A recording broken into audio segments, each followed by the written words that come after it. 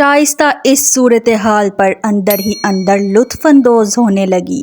ان سب وجوہات میں سے کوئی ایک بھی وجہ ایسی نہیں ہے جس کا میں نام لے سکوں، طلال نے یاسیت سے کہا۔ مجھے کوئی ٹھوس وجہ چاہیے، کیونکہ میں اچھی طرح جانتا ہوں کہ آج یہ بات صرف میرے گھر تک محدود نہیں رہے گی، یہ باہر نکلے گی اور ضرور نکلے گی۔ لوگ میری بیٹی کے بارے میں سوالات شروع کر دیں گے، لیکن میں پہلے ہی اس مسئلے کا سد باب چاہتا ہوں، اس لیے مجھے میرے سوال کا جواب چاہیے کہ آپ نے یہ سب کیوں کیا؟ ظفر صاحب کے سنجیدگی سے کیے گئے استفسار پر طلال نے کچھ کہنے کے لیے لب کھولنے چاہے، لیکن زبان نے اس کا ساتھ نہیں دیا۔ وہ انہیں کیا بتاتا کہ اس نے یہ سب کیوں کیا؟ مریض عشق تو یہ چاہتا ہے کہ محبوب کے اوپر آئی زمانے کی ہر گرد اپنی ذات پر لے لے، اس پر چلنے والی زمانے کی تلخ ہوا کا رخ موڑ لے، محبوب کا سایہ بن جانے کی خواہش، اس کی ایک مسکراہٹ کے لیے زمانے سے لڑ جانے کا حوصلہ، اپنی کل کائنات اس کے قدموں میں رکھ دینے کی آرزو۔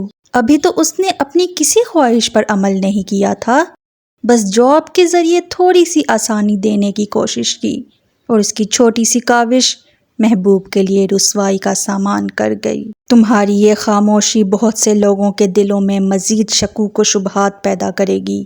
مجھے جواب دو تاکہ میں دنیا کو جواب دے سکوں۔ کیا تمہارے دل میں میری بیٹی کے لیے کوئی جذبات ہیں، یا محض دل لگی تھی جو سب کے سامنے آنے پر ختم ہو چکی ہے؟ عنایا کے آنسو تھم گئے، اس کی بے یقین نگاہیں طلال کی سمت اٹھیں۔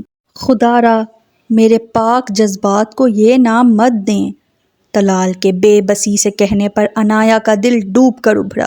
آج تک میں نے اپنے جذبات کو دل کی کسی خفیہ تجوری میں قید کر کے رکھا تاکہ اس کی آنچ میرے وجود تک ہی محدود رہے، لیکن ایک چھوٹی سی غلطی نے میرے پاک جذبات کی خوشبو چار سو پھیلا دی۔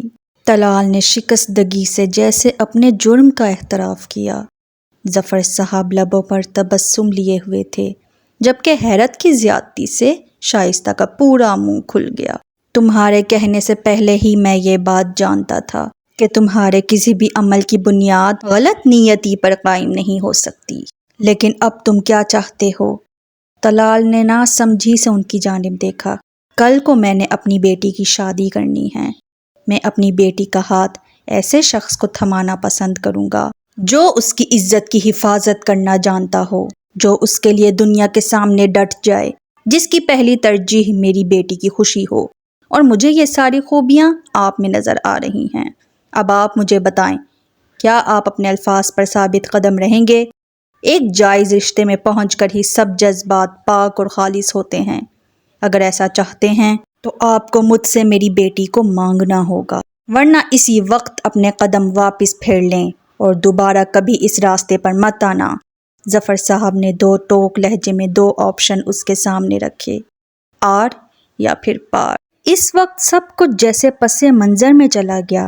اب یہاں طلال کے جواب کے منتظر ظفر صاحب کھڑے تھے، اور ان کے سامنے بے یقینی کسی کیفیت میں مبتلا طلال حیدر۔ اس کا دل اتنی زور سے دھڑکنے لگا جیسے ابھی سینے کی دیوار توڑ کر باہر آ جائے گا۔ کیا کسی کی دل کی مراد اس طرح بھی پوری ہو سکتی ہے؟ عنایا تو اس کے لیے ایک ایسی دعا تھی جسے اس نے رات کی تنہائیوں میں چپکے سے مانگا تھا۔ کیا واقعی اس کے زخمی دل کو مرہم ملنے جا رہا ہے؟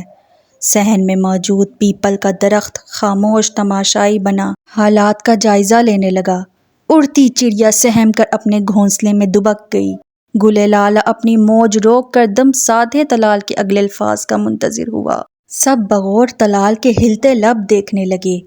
کیا چاند میرے آشیانے میں اترے گا؟ میرے آنگن کی وحشتوں کو قرار چاہیے، مجھے اجازت دیں اپنے چمن میں آپ کے گلستان کا پھول لے جانے کی۔ آپ کے آشیانے سے شمع لے جا کر اپنے گھروندے کو روشن کرنا چاہتا ہوں۔ یہ تھی اداس آنگن کی قسط نمبر 52۔ ملتے ہیں نیکسٹ ایپیسوڈ میں۔ اللہ حافظ۔